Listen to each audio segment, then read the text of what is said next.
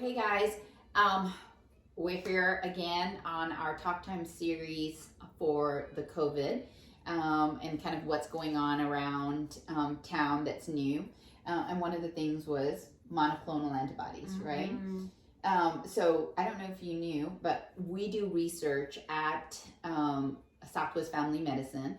And one of the studies that we have is a study for monoclonal antibodies that will prevent you from getting COVID. So one of the latest research studies that we're doing is that if you have someone who tested positive, let's use her as an example, and I was exposed to Dr. Ashite, but I am negative, then I can get a medicine, a monoclonal antibody, in order to protect me from becoming positive.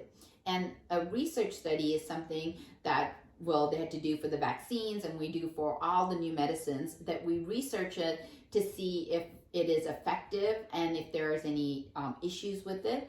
And so this research study is to see if we can prevent COVID if you were exposed.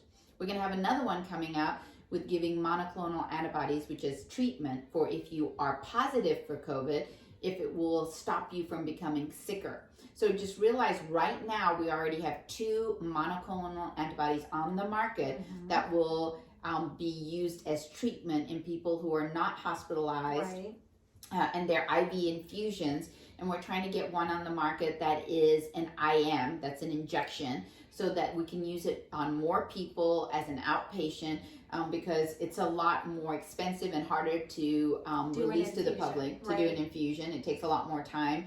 And so resources. our clinic, for instance, can't do an infusion. We can't do an infusion. However, if we did determine from the study that we could inject IM, then this potentially could be a treatment that people can get from their clinicians, right? In a clinical setting without having to go to a specialized center to get treatment. Correct. Because we need to be able to treat it just like a pharyngitis. Like when you get sick, you go to the doctor and they give you amoxicillin because you have strep in the back of your throat. I mean, that's where we need to be when it comes to COVID, and that's what we're trying to do. So in order to do that, we have to have people who are willing to be part of the advances in science, you know, in order to make a difference for all of us, right? So I have a question.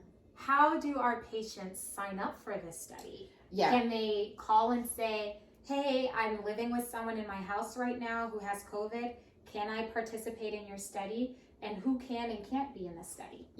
So anyone over 18 can be in the study.